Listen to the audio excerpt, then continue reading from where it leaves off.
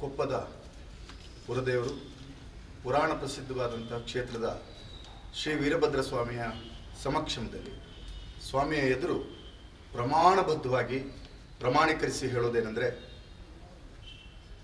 2023ನೇ ಸಾಲಿನ ಶೃಂಗೇರಿ ವಿಧಾನಸಭಾ ಕ್ಷೇತ್ರದ ಚುನಾವಣೆಯಲ್ಲಿ ಶೃಂಗೇರಿ ವಿಧಾನಸಭಾ ಕ್ಷೇತ್ರದ ಕಾಂಗ್ರೆಸ್ ಪಕ್ಷದ ಅಭ್ಯರ್ಥಿಯಾಗಿದ್ದಂಥ ಶ್ರೀ ಟಿ.ಡಿ. ರಾಜೇಗೌಡರ ಪರವಾಗಿ ಎಣಿಕೆಯ ಸಂದರ್ಭದಲ್ಲಿ ಅಂದರೆ ದಿನಾಂಕ 13/5/2023ರ ಎಣಿಕೆ ಸಂದರ್ಭದಲ್ಲಿ ಪೋಸ್ಟಲ್ ಬ್ಯಾಲೆಟ್ಗಳ ಎಣಿಕೆಯ ಕಾರ್ಯಕ್ಕೆ ರಾಜೇಗೌಡರ ಪರವಾಗಿ ನಾನು ಏಜೆಂಟನಾಗಿ ಟೇಬಲ್ನಲ್ಲಿದ್ದೆ.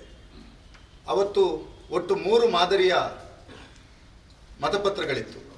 ಒಂದು ETPBS, ಮತ್ತೊಂದು ಪೋಸ್ಟಲ್ ಬ್ಯಾಲೆಟ್, ಮತ್ತೊಂದು EVM. ಸೊ ETPBS ಮತಪತ್ರಗಳಲ್ಲಿ ರಾಜೇಗೌಡರಿಗೆ 7 ಓಟ್ಗಳು, ಜೀವರಾಜ್ ಅವರಿಗೆ 3 ಓಟ್ಗಳು, BSP ಅಭ್ಯರ್ಥಿಯಾದಂಥ KM ಗೋಪಾಲ್ ಅವರಿಗೆ 1 ಓಟ್ಗಳು ಸಂದಾಯವಾಗಿತ್ತು. ಅದೇ ರೀತಿಯಾಗಿ ಅಂಚೆ ಮತಪತ್ರಗಳಲ್ಲಿ ರಾಜೇಗೌಡರಿಗೆ ಮತಗಳ ಸಂದಾಯವಾಗಿತ್ತು, ಜೀವರಾಜ್ ಅವರಿಗೆ ಮತಗಳ ಸಂದಾಯವಾಗಿತ್ತು, ನೋಟಾ ಮತಗಳಿತ್ತು ಮತ್ತು BSP ಅಭ್ಯರ್ಥಿಗೆ ಸಂದಾಯ ಆಗಿತ್ತು. JDS ಅಭ್ಯರ್ಥಿಯಾಗಿದ್ದಂಥ ಸುಧಾಕರ್ ಶೆಟ್ಟರ್ ಅವರಿಗೆ ಮತಗಳು, ಹಾಗೆ ಇದೇ ರೀತಿ ಕೆಲವು ಇಂಡಿಪೆಂಡೆಂಟ್ ಅಭ್ಯರ್ಥಿಗಳಿಗೂ ಸಹಿತ ಮತಗಳು ಸಂದಾಯವಾಗಿತ್ತು.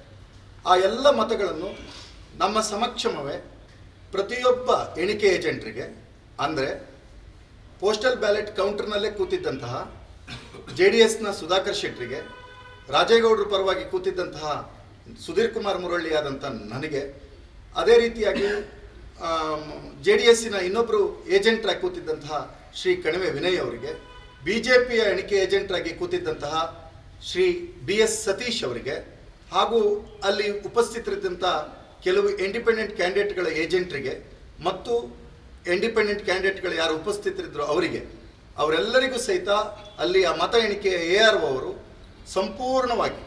ಸಂಪೂರ್ಣವಾಗಿ ಅದನ್ನು ತೋರಿಸಿ ಮತಗಳನ್ನು ಅವರವರ ಬುಟ್ಟಿಗೆ ಹಾಕಿರ್ತಾರೆ.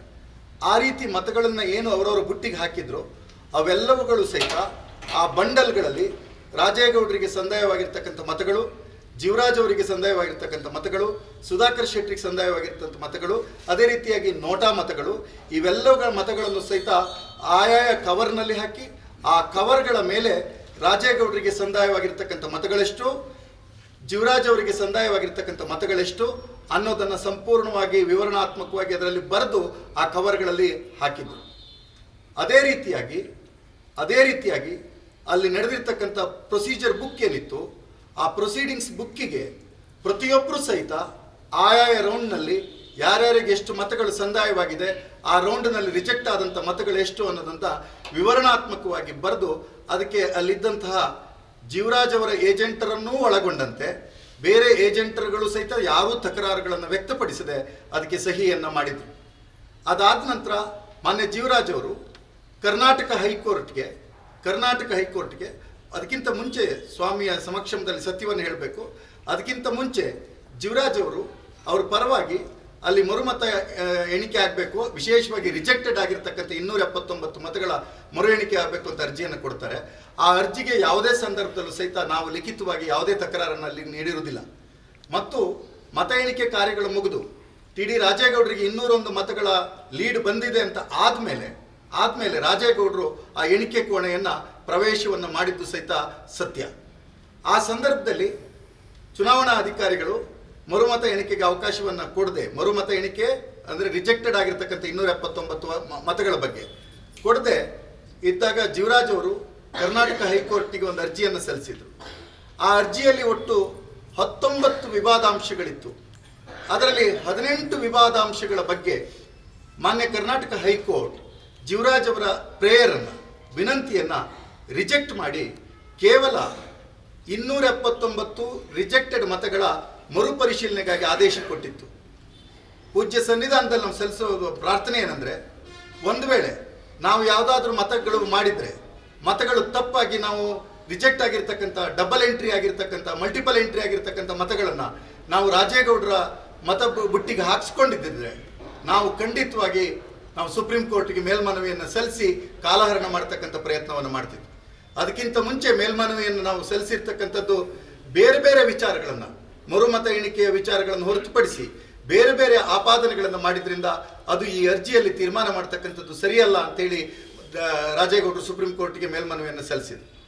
ಈಗ ನಾವು ಯಾಕೆ ಮೇಲ್ಮನವಿಯನ್ನು ಸಲ್ಲಿಸೋ ಪ್ರಯತ್ನ ಮಾಡಲಿಲ್ಲ ಅಂದರೆ, ನಮಗೆ ಸ್ವಾಮಿಯ ಸನ್ನಿಧಾನದಲ್ಲಿ ಸ್ಪಷ್ಟವಾಗಿ ಹೇಳ್ತೇವೆ, ಆ ದಿನ ಏನು ಮತ ಎಣಿಕೆ ಆಗಿತ್ತು, ಆ ಮತ ಎಣಿಕೆಯ ಪ್ರಕಾರ ಯಾರ್ಯಾರಿಗೆ ಎಷ್ಟು ಮತಗಳು ದಾಖಲಾಗಿ ರಾಜೇಗೌಡರಿಗೆ ಏನು 201 ಓಟುಗಳು ಅಂತರ ಬಂದಿತ್ತೋ ಅದು ಸತ್ಯ ಸತ್ಯ ಸತ್ಯ ಅನ್ನುವಂಥ ಪ್ರಜ್ಞೆ ನಮಗಿದ್ದಿದ್ದರಿಂದ ಮೇಲ್ಮನವಿಯನ್ನು ಸಲ್ಲಿಸಲಿಲ್ಲ.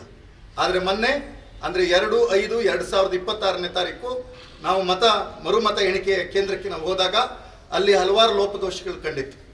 ತದನಂತರ 279 ಅಂದರೆ ಜೀವರಾಜ್ ಅವರ ಭಾರಿ ದೊಡ್ಡ ಬೇಡಿಕೆ ಏನಾಗಿತ್ತು, ಆ 279 ಪೋಸ್ಟಲ್ ಬ್ಯಾಲೆಟನ್ನು ಮರುಪರಿಶೀಲನೆಗೆ ತೆಗೆದುಕೊಂಡಾಗ ಕೇವಲ 8 ಮತಗಳು ಮಾತ್ರ ಮರುಪರಿಶೀಲನೆಗೆ ಯೋಗ್ಯವಾದವು, ಅವುಗಳನ್ನು ಪರಿಗಣಿಸಬಹುದು ಅಂತ ಹೇಳಿ ರಿಟರ್ನಿಂಗ್ ಆಫೀಸರ್ ತೀರ್ಮಾನವನ್ನು ಮಾಡಿ ಅದನ್ನು ಆ ಕವರ್ಗಳನ್ನು ಒಡೆದು ನೋಡಿದಾಗ ಅದರಲ್ಲಿ ಸಹಿತ ರಾಜೇಗೌಡರಿಗೆ 3 ಓಟುಗಳು, ಜೀವರಾಜ್ ಅವರಿಗೆ ಕೇವಲ 2 ಓಟು ಮತ್ತು 3 ಓಟುಗಳು ತಾಂತ್ರಿಕ ಕಾರಣಕ್ಕೆ ರಿಜೆಕ್ಟ್ ಆಗಿರ್ತವೆ.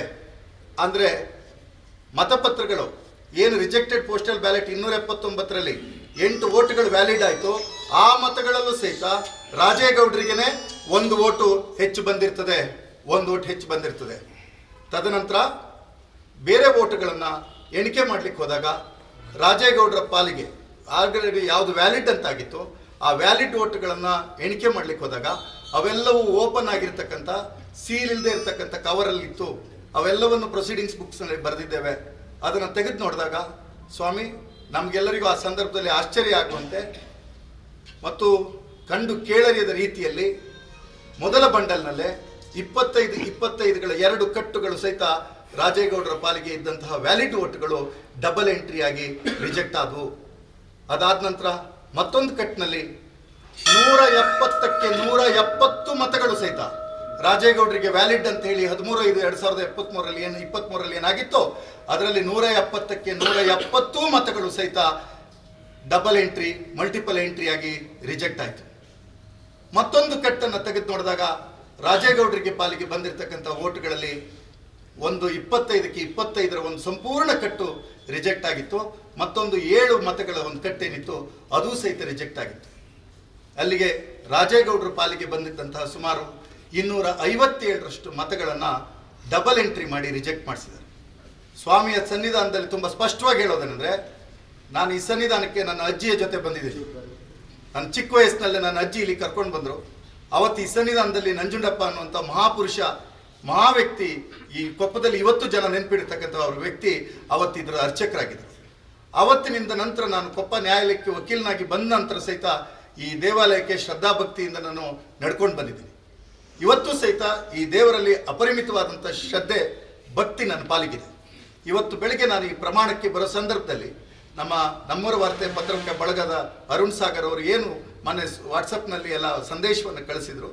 ಆ ಸಂದೇಶವನ್ನು ಕಳಿಸಿದಾಗ ನಾನು ಅವ್ರ ಹತ್ರನೂ ಚರ್ಚೆ ಮಾಡಿ ಮಾತನಾಡಿ ಇಲ್ಲ ನಾನು ಖಂಡಿತ ಬರ್ತೀನಿ ಅಂತ ಹೇಳಿ ಇವತ್ತು ಬೆಳಗ್ಗೆ ನನ್ನ ಮಾತಾಪಿತರರ ನನ್ನ ತಂದೆ ತಾಯಿಯರ ಪಾದಗಳಿಗೆ ನಮಸ್ಕಾರ ಮಾಡಿ, ನನ್ನ ಬಂಧು ಬಳಗ ಊರಿನವ್ರ ಜೊತೆಗೆ ನಮಸ್ಕಾರ ಮಾಡಿ ನಾನು ಇವತ್ತು ಈ ಪ್ರಮಾಣಕ್ಕೆ ಬಂದಿದ್ದೀನಿ.